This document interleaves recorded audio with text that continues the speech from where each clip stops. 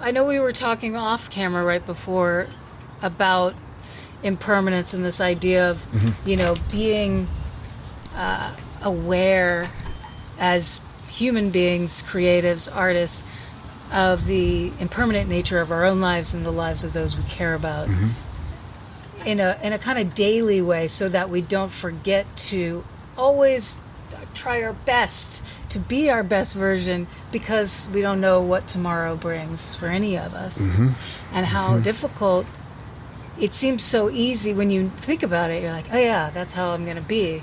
But when things get stressful and you've got things to do, and you might be short on the phone with someone. Yeah. Like, I gotta go. Every once it creeps up on you. Yeah, it does. And those are always the regrets when you lose people. There's always that thing, why was I short on the phone? And there's also people you love that you can only talk to every so often. Oh, that's for sure. And so, you know what I mean? So Yes. not only do you want to, it's like you're saying, focus on your best foot forward for people you love. And if you're short, you want to reconnect. Yeah.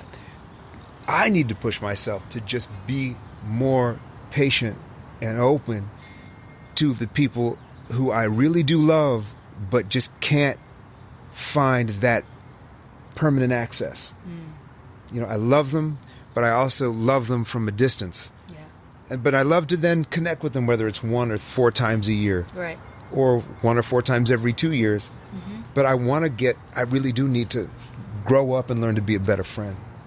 Like I really do. And pandemic aside, like that, I reached out to some people who I hadn't connected with in a long time.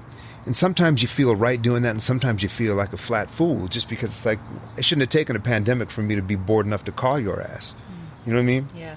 But sometimes that's just, and they'd even say it took a pandemic for you to call me. And I was like, well, yeah, but I'm thinking about you now, so let's not make it into anything other than, the best it can be.